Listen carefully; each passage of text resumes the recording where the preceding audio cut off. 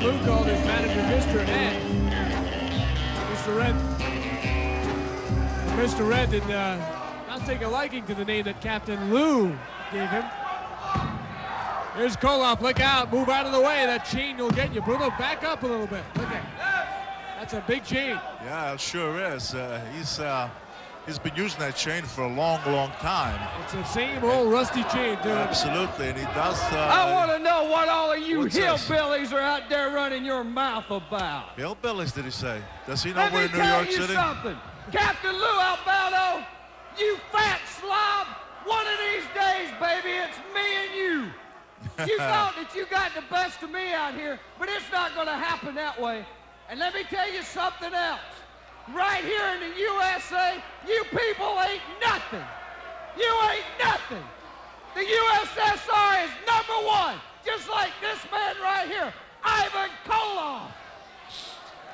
How about the manager, huh? Talking pretty brave about Lou Albano because Lou's not here right now. Yeah, if Lou had heard him, I guarantee you Lou would have came running the ring, and then you would have seen the man in the blonde in the tuxedo fly out of there. But that's you still. might see the blonde fly out of there too. Right, but by the same token, you can't take anything away from Ivan Koloff. Ivan Koloff has been a tough individual, and he still is today. And Michaels right now has got a little bit of the upper hand here. Nice move, beautiful. Wow. Great move. And he threw him down too. But that got Ivan upset a little bit, and I'm afraid that Michaels might pay a little for it.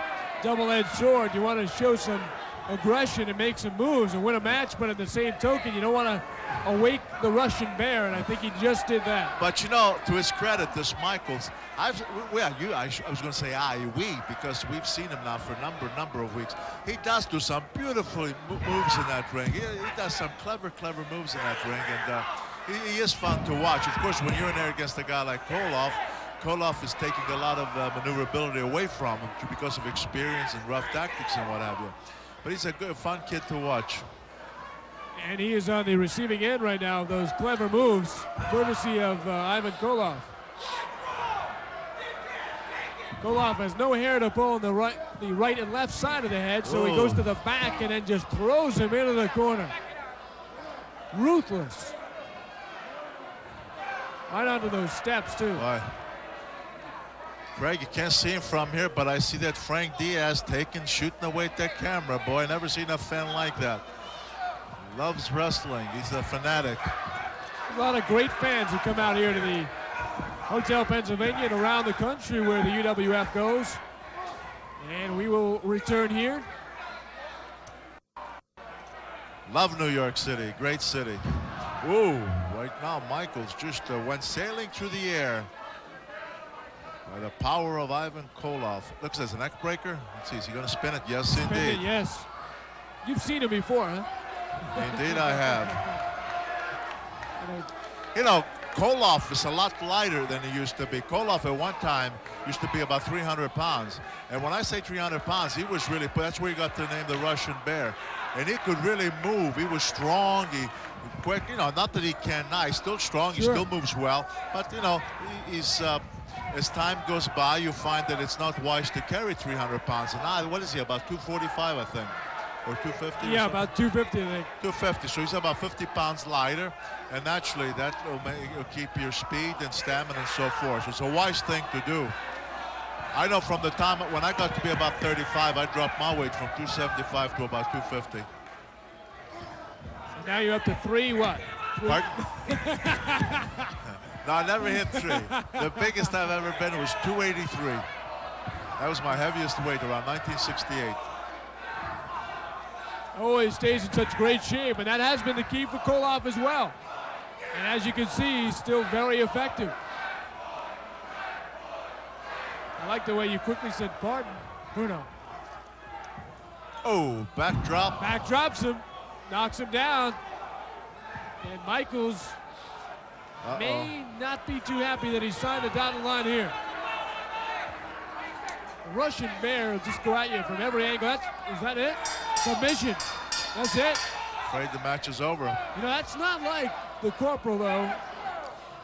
You You know, a lot of people think that's a choke hold with the way he's got this arm hooked and everything. That is not a choke hold at all. That's a legit and legal The referee maneuver. stops about at 3 minutes and 41 seconds for the winner, Ivan Koloff. Well, he finally took the fight out of the dog right here. Uh-oh, he's got And the there chain. he goes with that chain. Oh, my, as if poor Michaels hasn't had enough. Look at this. Oh, he Bang. hit him right across the forehead with the chain. He hit him right across the forehead with the chain and another shot. Meanwhile, the referee's being distracted, and Ivan Koloff, look at this, punishing Michaels with that chain. Oh, another shot across the back. Just get in there, referee. Mr. Red is holding him back, and he's going to hit him again. Oh, it's painful to watch. Well, there's one way to cure this. Suspend this manager and fine Koloff Oh. for $2,000. Oh, did you see the referee? Referee took Mr. Red down, and that hopefully will end this brutal and unnecessary onslaught. Here comes Bob Backlund.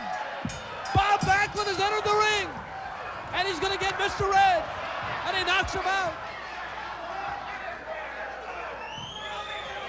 Bob Backlund coming to the rescue of Corporal Chris Michaels.